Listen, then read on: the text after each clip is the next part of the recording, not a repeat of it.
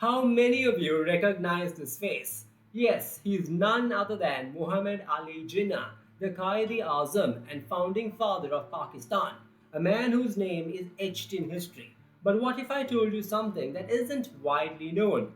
Jinnah was born into the Khoja community, a mercantile group with deep roots in the Indian Ocean trade.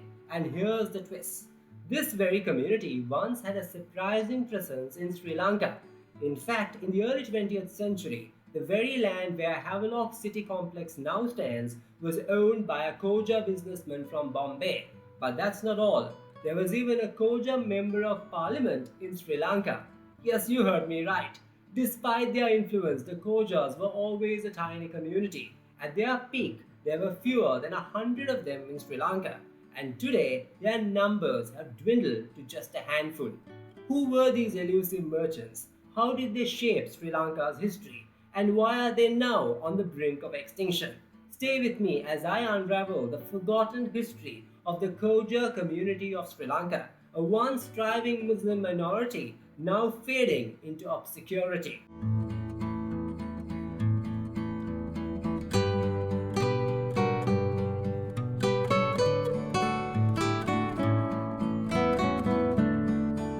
To understand the Khojas, we must travel back in time.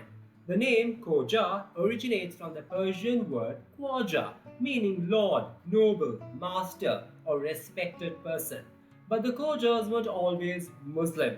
The Khojas were originally a Hindu trading caste from Gujarat, renowned for their sharp business acumen. But in the 14th century, their fate took a dramatic turn. Pir Sadr al-Din, a Persian scholar and missionary, arrived in India and converted them to Ismailiyah Shia Islam.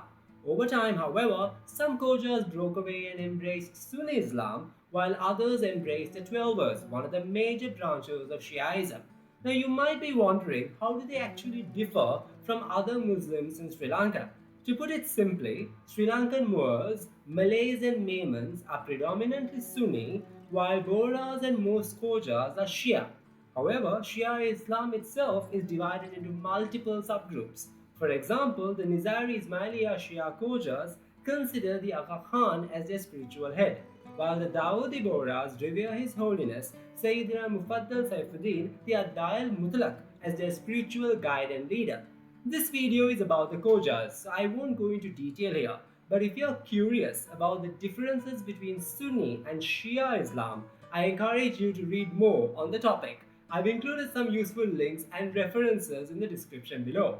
But what's important is this. The Khojas were not just another Muslim merchant group. They were an elite trading class deeply connected to commerce across India, the Middle East, and East Africa. And that's how they arrived in Sri Lanka. By the 1880s, the Khojas had established a strong business presence in Ceylon. In the late 19th century, a visionary businessman by the name of Ahmed Boy Habib Boy reshaped Colombo's industrial landscape. A prominent Sunni Khoja merchant, he made a bold move in 1899, acquiring the Velavatta spinning and weaving mills, one of the largest textile operations of its time, previously owned by Darley Butler and Company. Under his leadership, the mill flourished, expanding its workforce to over 600 Indian laborers whose tireless efforts powered Ceylon's booming textile industry. Even today, some of their descendants still call Velavatta home, but Habib Boy's influence extended beyond business. Local legend has it that the mosque and koil on Mayura Place were built specifically to serve these factory workers, a testament to the diverse and tight-knit community that once thrived here. And yet time has a way of erasing even the grandest of legacies.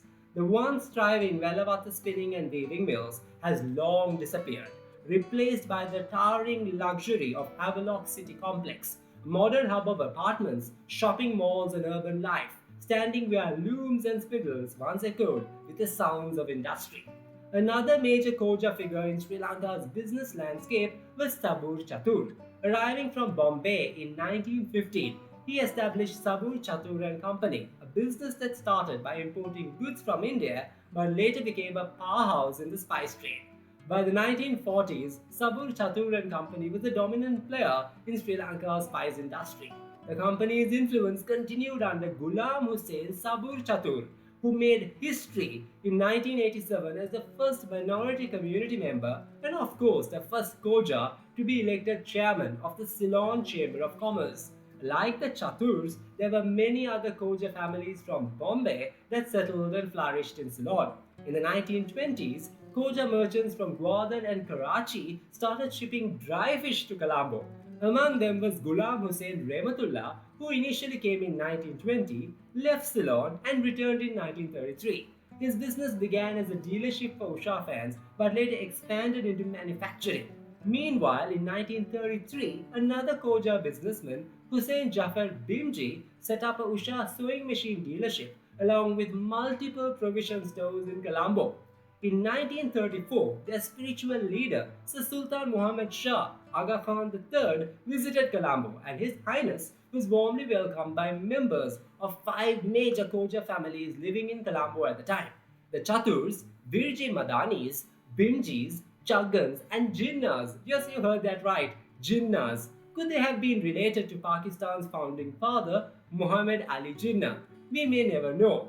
Despite their success, the Khoja population in Sri Lanka never grew significantly. Like many affluent minority communities, they sent their children to the best schools in Colombo, but many of them eventually migrated for higher studies and never returned. By the 1990s, the Khoja community had shrunk dramatically.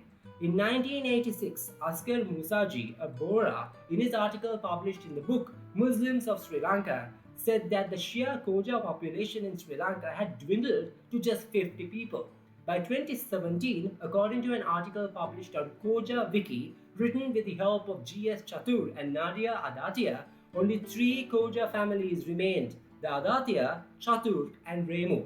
Their Jamaat Khana community hall, once a center of religious and social life, was built in 1952 on Lower Bagatale Road, Colombo.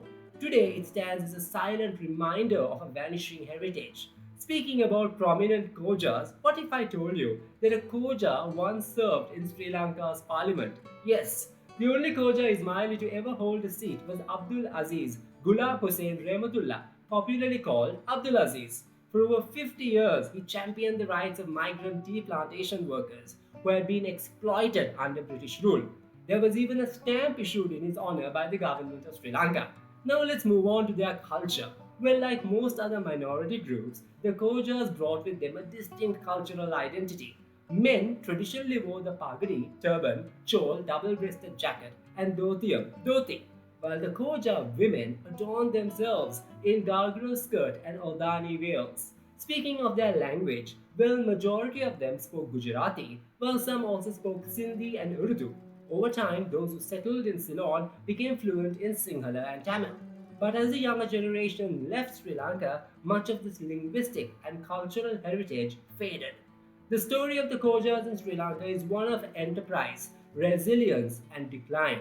From pioneering businesses to shaping Sri Lanka's spice trade, their contributions were immense. Yet today, they stand on the brink of extinction. Will their legacy survive? Or will they become just another forgotten chapter in Sri Lankan history? Until next time, this is me, Zamir Karim, signing off, uncovering history one story at a time. And for those who wish to know more information on Khojas, please check out khojawiki.org, edited by II Devji, and other recommended readings in the description below. For any queries, reach me at tuanzamirwrites@gmail.com. And before you go, please don't forget to like, share, and subscribe for more untold stories from Sri Lankan history.